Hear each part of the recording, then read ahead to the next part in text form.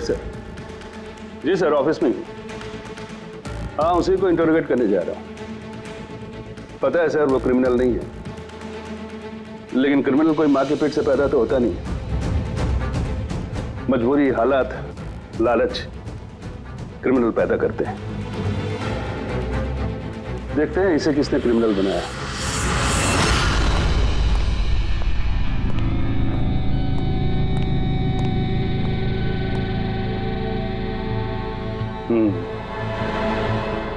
अब ये case CID नहीं, क्राइम ब्रांच को सौंप दिया गया है। सख्त ऑफिसर हैं आप। फिर तो तुम समझ गए होगे। थोड़ी सी भी ढील मैं तुम्हें दूंगा नहीं। कानून सबके लिए बराबर होता है सर। अगर मैंने गुनाह किया है तो सजा का उतना ही हकदार हूं जितना कि कोई आम मुजरिम। विक्रांत को क्यों मारा तुमने? उसे मारने की कोई वजह नहीं थी मेरे पास। अच्छा, तो फिर गोली क्यों चले? पता नहीं, बस चल गई। चल गई? चल गई मतलब? ट्रिगर पे उंगली रख के ट्रिगर दबाया था ना तुमने? मैं सिर्फ उसको डरा रहा था। डरा रहे थे, लेकिन तुम वहां करने क्या गए थे? पुलिस उसे कोर्ट ले जा रही थी ना?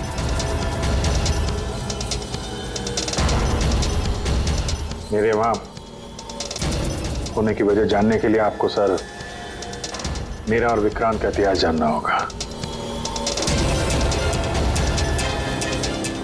बरसों से 36 का आंकड़ा चल रहा है हमारा।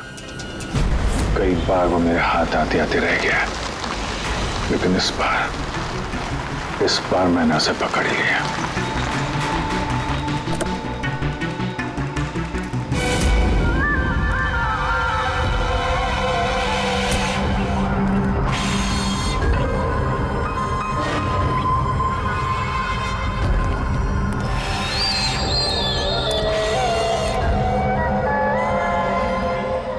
मान लाया? जी, आपने जितना बोला था उतना है।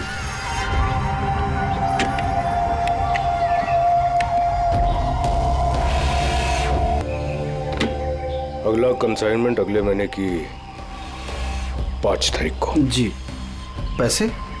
गाड़ी में।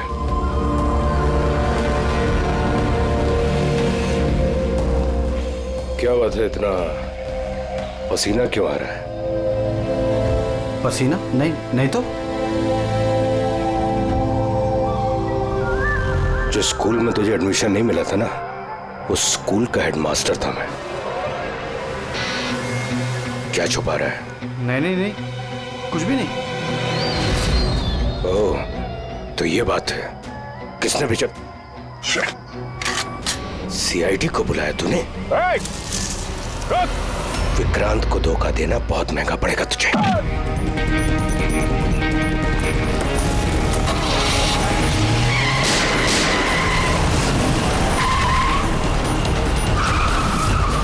और इस तरह इस बार तुम उस तक पहुंच ही गए। हाँ, लेकिन हमेशा की तरह इस बार भी विक्रांत के नसीब में जेल की सलाखें नहीं लिखी थी। नामी गिरामी अपराधी विक्रांत ने सरकारी गवाह बनने का फैसला कर लिया है। वो मकरंद के खिलाफ अदालत में सारे सबूत देगा और इसके बदले अदालत उसकी सजा काफी हद तक माफ कर देगी। इन अपराधियों को पकड़ने के लिए हम लोग दिन रात एक कर देते हैं, अपने खून पसीना बहाते हैं। क्या इसलिए कि अदालत उनको दोबारा जुर्म करने के लिए छोड़ दे? अब अदालत को दोष मत दो अभिजीत। वैसे भी मकरंद के खिलाफ उनके पास ज्यादा सबूत थे नहीं, और हमारा काम मुजरिमों को पकड़ना है, ना कि उनकी सजा तय करना। यार, तो तुमको क्या लगता है, इसको छोड़ना सही है? अब सही तो नहीं है, पर हम लोग क्या कर सकते हैं, हैं?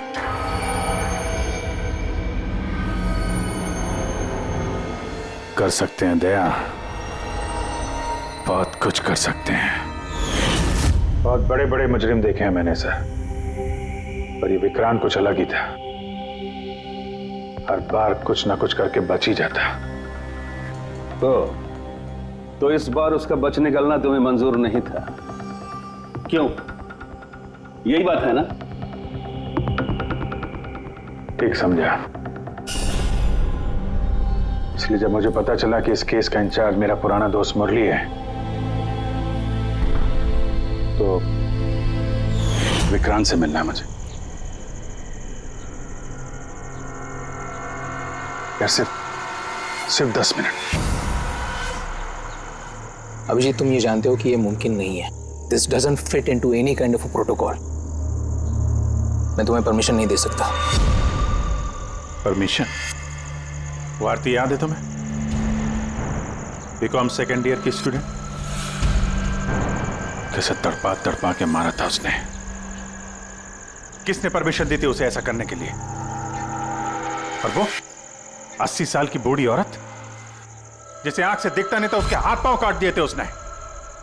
एक 8 साल के बच्चे तक को। अभिजीत, मैं उसकी पूरी केस हिस्ट्री को जानता हूं। फिर तुम ये भी जानते होगे किसी भी जेल में 15-20 दिन से ज्यादा नहीं टिकता ये विक्रांत। यार मेरा उससे मिलना बहुत जरूरी है। एक लड़की का किडनैप हो गया, पिछले 2 महीने से नहीं मिल रही है। सिर्फ विक्रांत जानता है कहां है वो। यह लड़की की जिंदगी का सवाल है, समझो यार, सिर्फ 10 मिनट। ठीक है, लेकिन सिर्फ और सिर्फ 10 मिनट।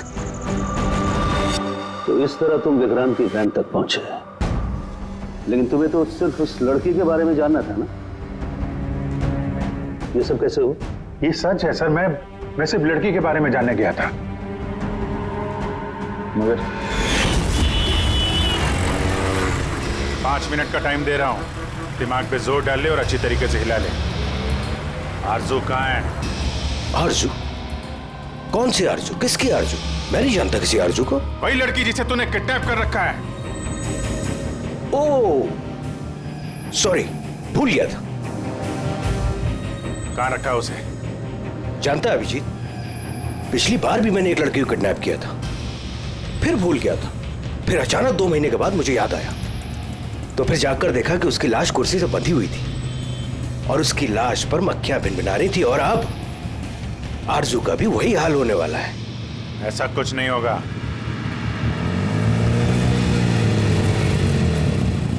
कहां है आरजू? हाँ, याद आया, मेरी जेब में, निकाल ले।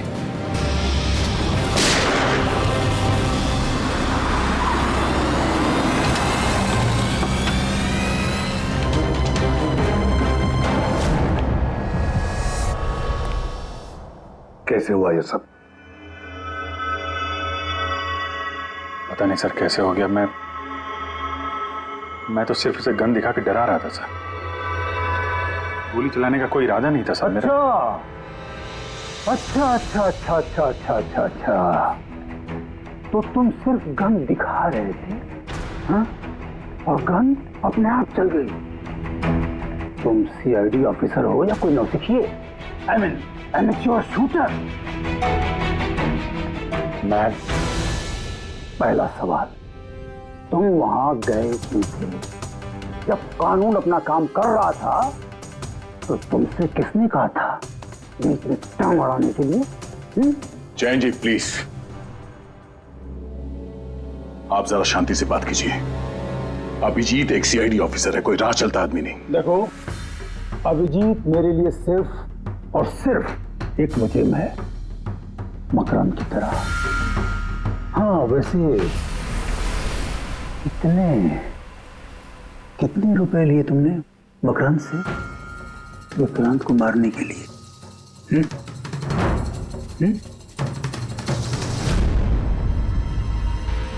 अगर तुम एक वकील ना होते और मैं एक CID ऑफिसर नहीं होता तो ये सवाल तुम्हें बहुत भारी पड़ता। Oh really? देखो ऐसे थे प्रदुमन।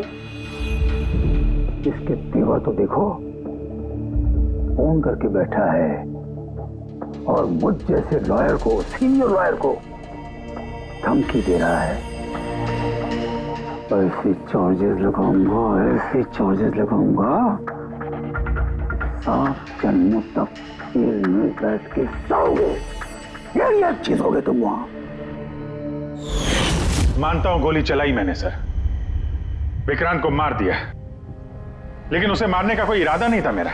खून सिर्फ खून होता है अभिजीत, इरादा चाहे कुछ भी हो, गलत या सही कोई फर्क नहीं पड़ता। अदालत में ये सब काम नहीं आए। ये प्रोसिक्यूटर, जैन, मीडिया वाले धज्जियां उड़ा देंगे तुम्हारी, धज्जियां।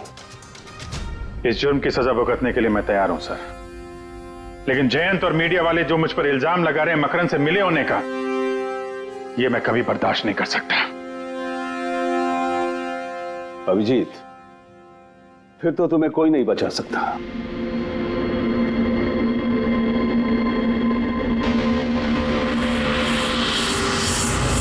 सारे सबूत और गवाह अभिजीत के खिलाफ है। यानी कोई उम्मीद नहीं है सर? कैसे उम्मीद है? अभिजीत ने खुद कन्फेस किया है कि गोली उसी ने चलाई।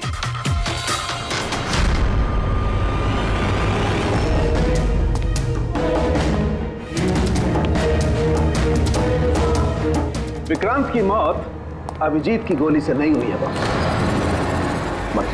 मतलब ये कि विक्रांत को गोली लगी है ठीक फेफड़ों के नीचे, और जब गोली फेफड़ों के नीचे लगती है तो इंसान की मौत होने में 20 से 30 मिनट लगते हैं, और विक्रांत की मौत तुरंत हो गई थी। एग्जैक्टली। इसीलिए मैं कहता हूं विक्रांत की मौत अभिजीत की गोली से नहीं हुई है, इसकी कोई और वजह है। और क्या वजह हो सकती है? उस वैन में ड्राइवर अभिजीत और विक्रांत के अलावा और कोई नहीं था। एक गोली चली है, वो भी अभिजीत के गन से। उस वक्त वैन के अंदर कोई और नहीं था, और वैन के बाहर तो कोई और हो सकता है।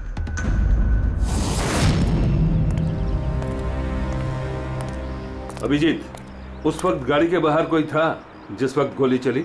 नहीं, एक्चुअली पता नहीं, क्योंकि मेरा पूरा ध्यान तो विक्रांत पे था। अभिजीत, ठीक से याद करके बताओ, गोली चलने से पहले क्या हुआ था? कुछ अजीब हुआ था? कुछ भी? गोली चलने से पहले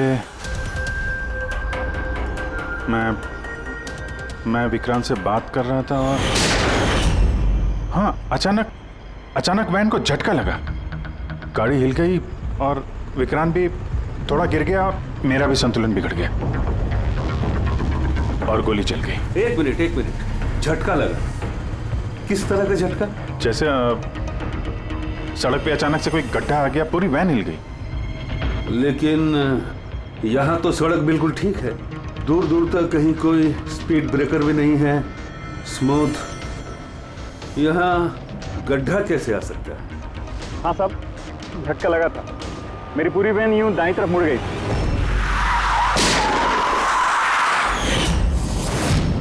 स्टीयरिंग खुद ब खुद घूम गया? हाँ साहब।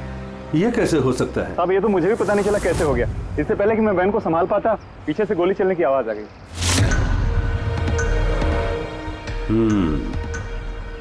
स्टीयरिंग व्हील का खुद ब खुद मुड़ जाना, गोली अपने आप चल जाना, सड़क पे कोई गड्ढा भी नहीं है।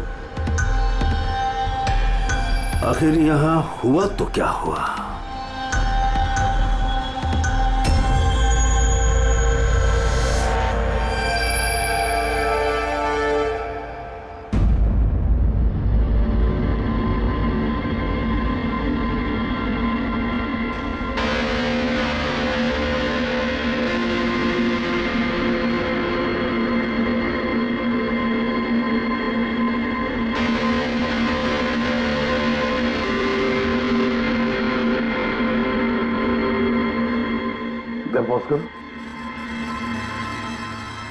ये देखो, जब ये हादसा हुआ तो ये काली एसयूवी, ये काली गाड़ी उस वैन के बगल में से पास हुई। मतलब सर, विक्रांत का खूनी शायद इसी गाड़ी में? हाँ, हो सकता है। सर, ये गाड़ी कहीं रुकी नहीं सर, ये सीधे सीधे चली गई और दूसरी गोली की आवाज भी नहीं आई। और एक बात नोटिस की तुम लोगों ने, 11:17 पर वो काली गाड़ी प्राप्त हुई वैन के बगल से, और एग्जैक्टली 11:17 पर विक्रांत की घड़ी भी बंद हो गई। हाँ सर, अभिजीत की घड़ी भी 11:17 को ही बंद हुई थी। हाँ, ये दोनों घड़ियों का एक साथ बंद होना और इस कार का ठीक 11:17 पे वहां से गुजरना, ये संजोग नहीं हो सकता। बिल्कुल सर, बिल्कुल सही कहा आपने, ये कोई संयोग हो ही नहीं सकता। जरूर कोई ना कोई राज छुपा है उस काले रंग के एसयूवी में, जो अभिजीत की बेगुनाही साबित करेगा। तो यहाँ इस फुटेज में इस गाड़ी का नंबर तो दिख नहीं रहा है। इस जगह से 5 किलोमीटर दूर सर टोल नाका है, वहां के सीसीटीवी फुटेज से शायद इस कार की डिटेल मिल जाए। हाँ।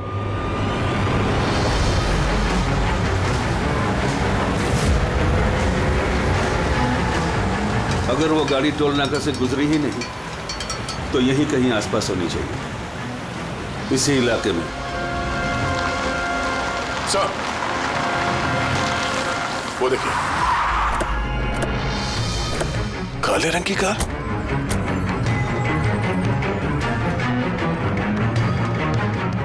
Oh no. रेडी, जरा आगे चेक करो।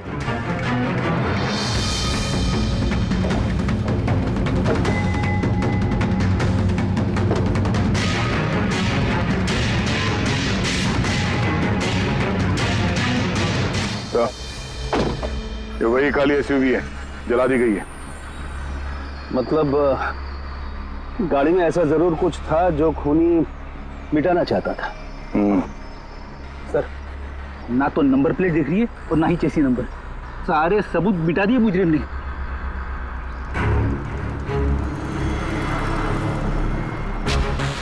ओह, फिर एक काम करो, जरा आसपास पूछताछ करो, देखो किसी ने यहाँ पे कुछ देखा है क्या। अरे सुनो, ये जली हुई गाड़ी के बारे में कुछ बता सकते हो क्या? जी नहीं। हाँ? ये देखिए, सीट के नीचे ये डिवाइस पड़ा था। Electric device. हसन के क्या डिवाइस है, कुछ पता चला? हाँ बस, पता तो चल गया है, लेकिन इसे अच्छी तरह से समझाने के लिए मुझे एक डेमो देना पड़ेगा आप लोगों को। मान लीजिए कि ये विक्रांत है और हम इसे मारना चाहते हैं, लेकिन हम इसके करीब नहीं जा सकते, तो फिर इसे कैसे मारा जाए? कैसे? डॉक्टर सालुंखे, हमें पता होता तो आपके पास क्यों आते? प्लीज आगे बताइए। हाँ, बताता हूं।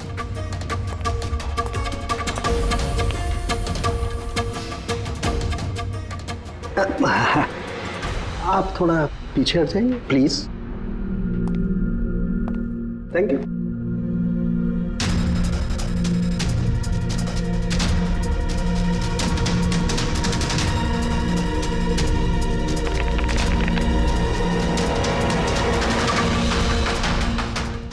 देखा आपने,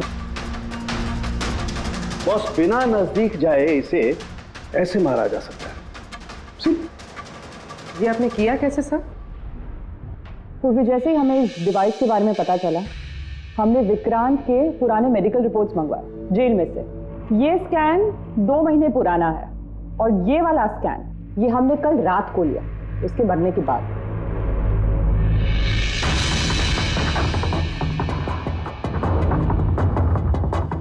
या सालुंखे, इस पहले वाले स्कैन में एक छोटी सी चीज अटकी हुई है वहां उसके सिर में। वही चीज इस 2 महीने बाद वाले स्कैन में शिफ्ट हुई है, हिल गई है, पीछे आ गई है। और ये छोटी सी चीज एक शार्पनेल है बॉस, यानी गोली का छोटा सा टुकड़ा। और फिर ये शार्पनेल वहां से इस तरफ शिफ्ट हो गया, जिस वजह से विक्रांत की सबड्यूरल हेमेटोमा यानी ब्रेन ब्लीडिंग की वजह से मौत हो गई। पर ये शार्पनेल अपनी जगह से हिला कैसे? उसी डिवाइस की वजह से जो हमें जलती हुई गाड़ी में से मिला। तो गोलियों के टुकड़े को हिलाने का डिवाइस ही है? सिर्फ गोलियां नहीं रहा, इसने और भी बहुत सारी चीजें हिलाई, जैसे कि विक्रांत के हाथों की हथकड़ी, पुलिस वैन का स्टीयरिंग व्हील, दोनों के हाथ की घड़ी के कांटे, यहां तक कि अभिजीत की गन भी। मतलब लोहे की चीजें, तो जितनी भी लोहे की चीजें हैं वो हिल गई उस डिवाइस की वजह से। Exactly boss. और लोहे का सबसे बड़ा आशिक है मैग्नेट, चुंबक। बॉस, ये है वो चुंबक जिसके जरिए मैंने इसे उड़ाया। यानी उस काली वैन में भी एक ताकतवर लौ चुंबक था, जिसकी वजह से पूरी की पूरी वैन दाईं तरफ चली गई और अभिजीत की मेटल की गन वो भी अपने आप चल गई। हाँ, और विक्रांत के सिर में जो अटका हुआ शार्पनल का टुकड़ा है वो भी शिफ्ट हुआ। सर, इतनी प्लानिंग के साथ तो वही मार सकता है जिसे शार्पनल के बारे में पहले से पता था, उसका कोई करीबी। मकरंद, मकरंद मतलब अभिजीत सर बेगुनाह? No, not at all. इतनी जल्दी किसी नतीजे पे पहुंचना ठीक नहीं होगा। मकरंद के खिलाफ जब तक हमको पक्का सबूत न मिल जाए, कानून की नजर में अभिजीत ही दोषी है। मकरंद के खिलाफ सबूत तो वही देगा ना जो विक्रांत के सेफ हाउस के बारे में जानता था। वरना मकरंद को कैसे पता कि विक्रांत किस रास्ते से कोर्ट पहुंचेगा। और विक्रांत की खुफिया जानकारी सिर्फ मुरली और उसके बाकी साथियों के पास थी। आप लोग ऐसा सोच भी कैसे सकते हो सर कि हम में से कोई गद्दारी कर सकता है? जितने ईमानदार आप लोग हैं ना, उतने ईमानदार हम लोग भी हैं। विक्रांत को कहां और कौन से सेफ हाउस में रखा गया था ये सिर्फ आप लोग जानते थे और कोई नहीं। ये सच है ना? हाँ सर, नहीं पता थी। यहाँ तक हमारे घर वालों को पता नहीं थी, तो फिर हम बाहर वालों पे क्यों इल्जाम लगाएंगे? शायद पैसों के लिए किसी ने मकरंद को यह जानकारी दी हो। प्लीज साहब, हम भी पुलिस वाले हैं, जान की बाजी हम भी लगाते हैं। आप इस तरह इंफॉर्मेशन कहीं ना कहीं से तो लीक हुई है मुरली। हाँ सर, एक्चुअली मैं भी वही सोच रहा हूँ, क्योंकि सेफ हाउस में 24 घंटे सीसीटीवी कैमरे लगे हुए थे, तो अगर भी कोई बाहर वाला अंदर नहीं आ सकता। क्या कहा आपने? चाहकर भी कोई बाहर वाला अंदर नहीं आ सकता? हाँ सर। झूठ! बाहर वाला कोई भी अंदर नहीं आया था। हाँ? क्यों? I am sorry sir, actually Jain ji कभी कभी आते थे। कभी कभी जैन जी आते थे? Yes sir. और कभी कभी जैन जी किस लिए आते थे? क्योंकि जैन जी मकरंद को हर हालत में जेल तक पहुंचाना चाहते थे। अच्छा, तो कहीं ये जयंती वो गद्दार तो नहीं है? वैसे भी कुछ ही दिनों में रिटायरमेंट होने वाला था, आखिरी केस था उनका। सोचा होगा संन्यास लेने से पहले थोड़े बहुत पैसे बना लो। सर, हाँ सर, वाकई जयंत ने काफी पैसे बनाए। अभी 10 दिन पहले इसने पुणे में 10 करोड़ का फार्म हाउस खरीदा है। क्या? हाँ सर, ये रहे उस पार्टी के फोटोग्राफ।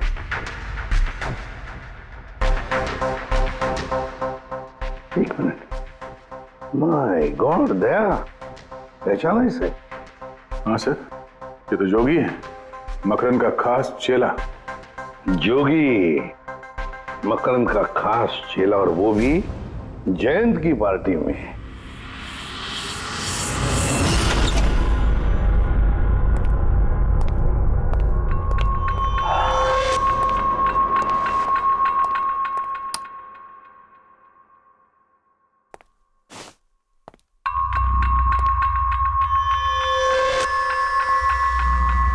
तुम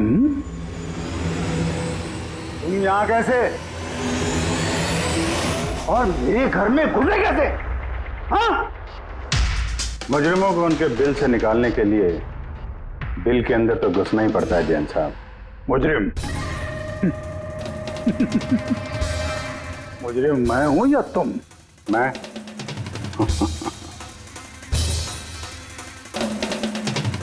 लेकिन ये तस्वीर ये कुछ और ही कहानी कह रही है।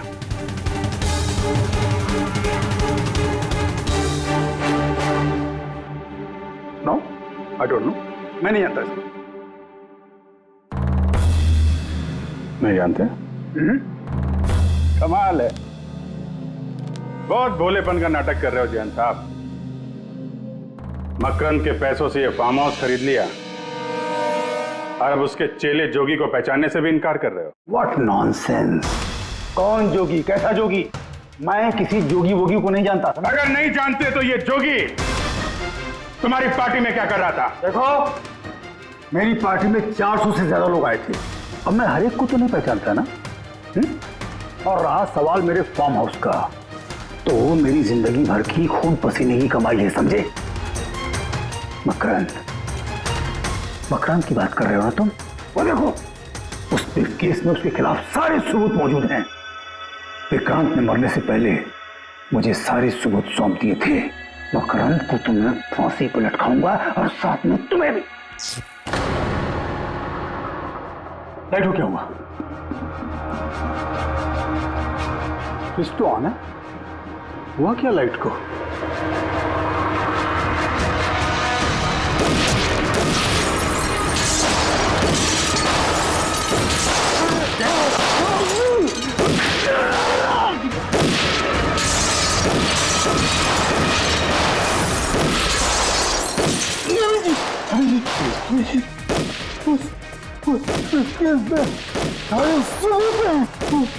मकान के हाथ नहीं आना चाहिए। जैन जी,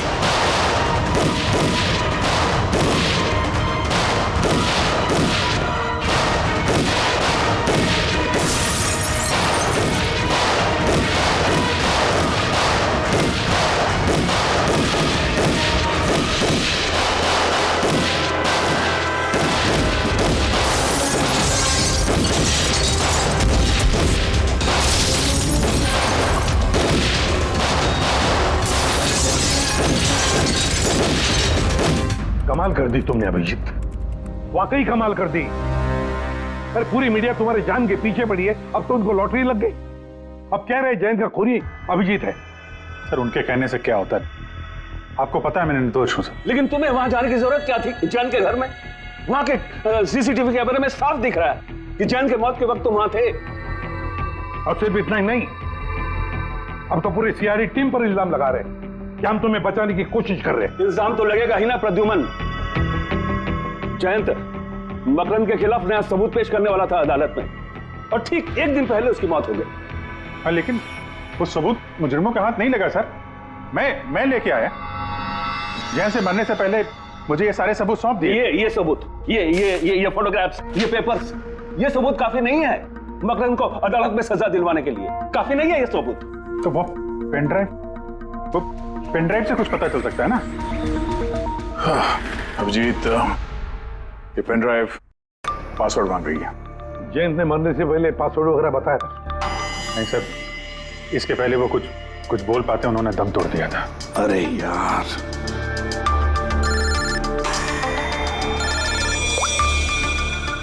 हेलो, हाँ पूर्वी। अच्छा, ओके, ठीक है। चल, पता चल गया जोगी को जैन जी की पार्टी में कौन लेके गया था। कौन लेके गया था? खुद जैन जी की पीए सोनल।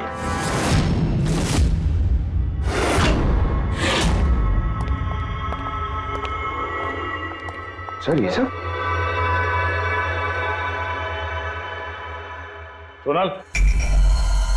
सोनल, पूरी तेरे ऊपर चेक कर।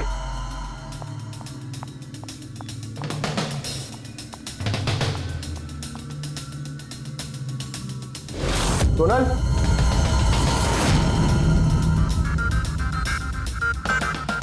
सर अंदर तो कोई भी नहीं। सर कोई नहीं होगा। सर तो सोनल गई कहाँ?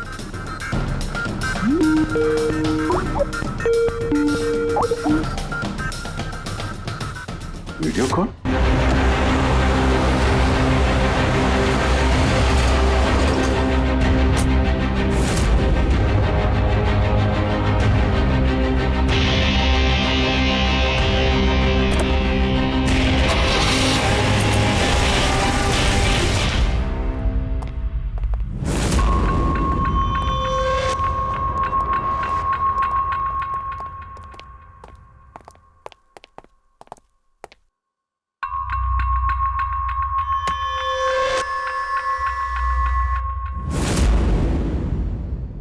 Welcome welcome Abhijit.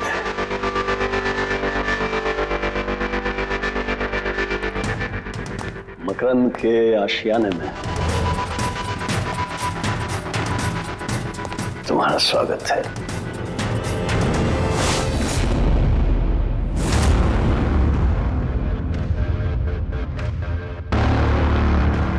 सबूत सबूत इधर है बॉस।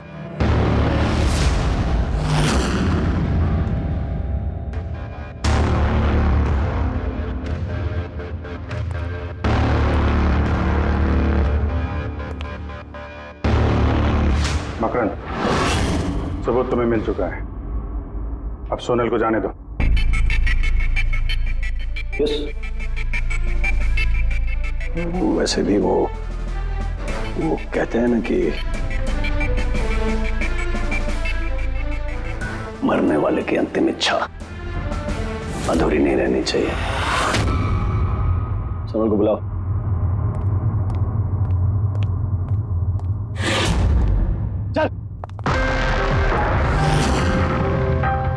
सर आप? सोनल तुम ठीक हो? हाँ सर मैं ठीक हूँ। तुम जाओ यहाँ से। लेकिन सर आप? मेरी चिंता मत करो, तुम निकलो, जाओ।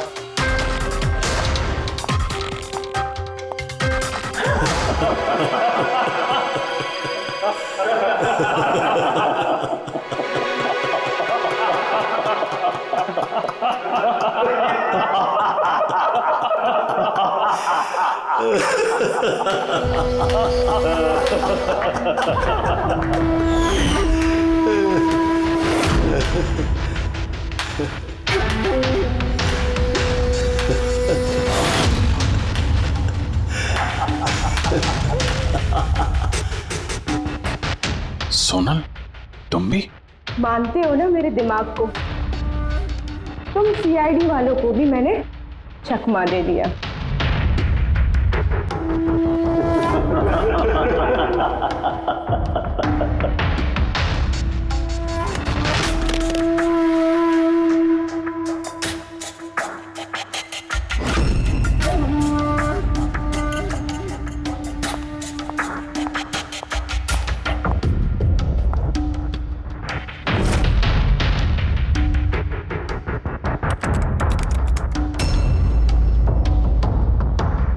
मुझे पता था जयंत यही पासवर्ड रखेगा। Makram will die. Now, stop conversation. Start the operation.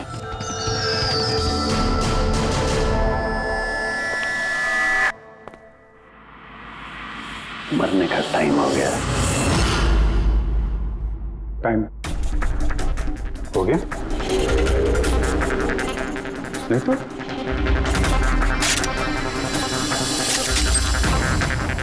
Oh, magnet, तुम लोगों को क्या लगा चुंबक को हथियार बनाना सिर्फ तुम लोगों को आता है?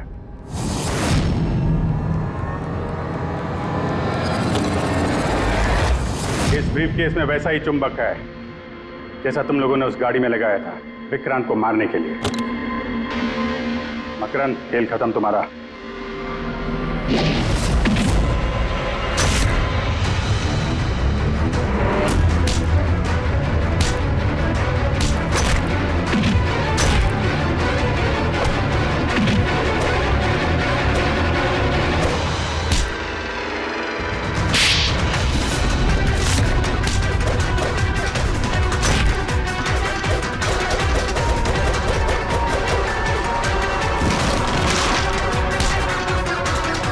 पैसों के लिए अपने बॉस को धोखा दिया?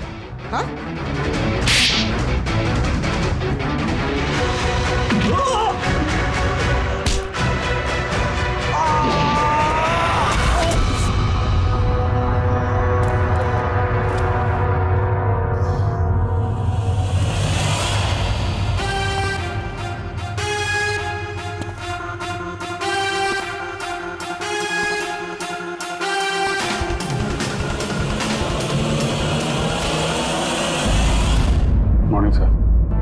कॉन्ग्रेचुलेशंस अभिजीत, फाइनली तुम पर लगे सारे इल्जाम आज धुल ही गए। और एक बार फिर उसी गर्व के साथ तुम सीआईडी की ड्यूटी ज्वाइन कर सकते हो। Thank you sir. हमने आरजू को बचा लिया है सर। मकरन के साथियों को पता था कि विक्रांत ने उन्हें कहाँ कैद करके रखा था, बस जयंत जी का सपना पूरा नहीं हो पाया मकरन को जेल भेजने का। चलो जो भी है, all well that ends well.